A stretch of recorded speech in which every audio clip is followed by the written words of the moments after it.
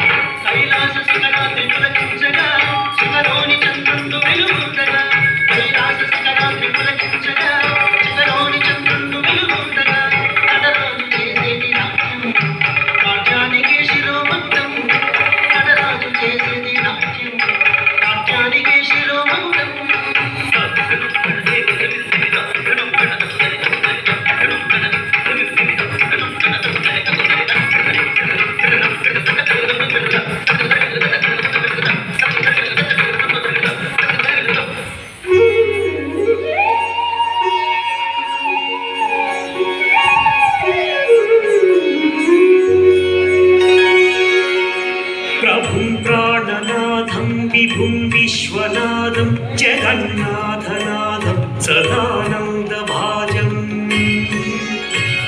భవద్భవ్యభూతేశ్వరం భూతనాథం శివం శంకరం శంభుమీశానమీడే. నారాయణ నారాయణ. బ్రహ్మర్షి దేవేంద్రుల వారు ఉభయులు బ్రహ్మదేవునితో కూడి ఏకకాలంలో కైలాసగిరికి ఏటించింది. మీ రాకకు గల కారణమేమి?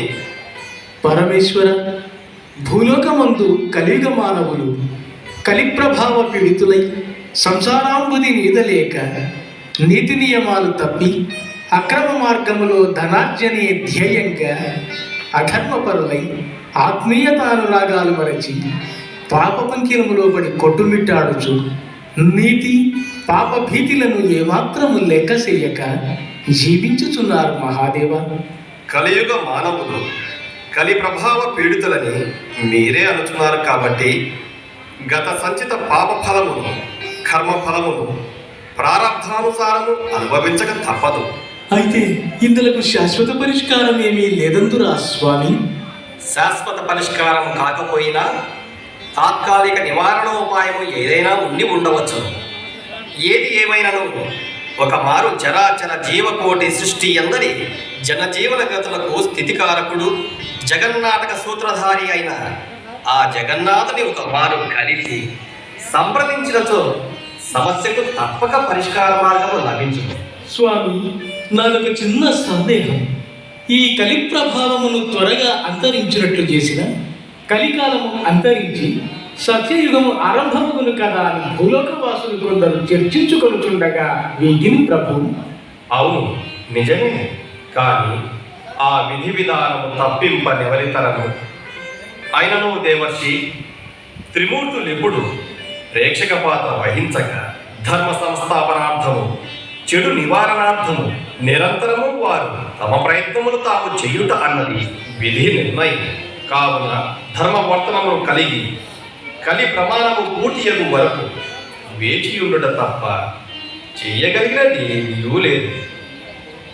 మర్మము ఎరకబడినది స్వామి. ధన్యోస్తు.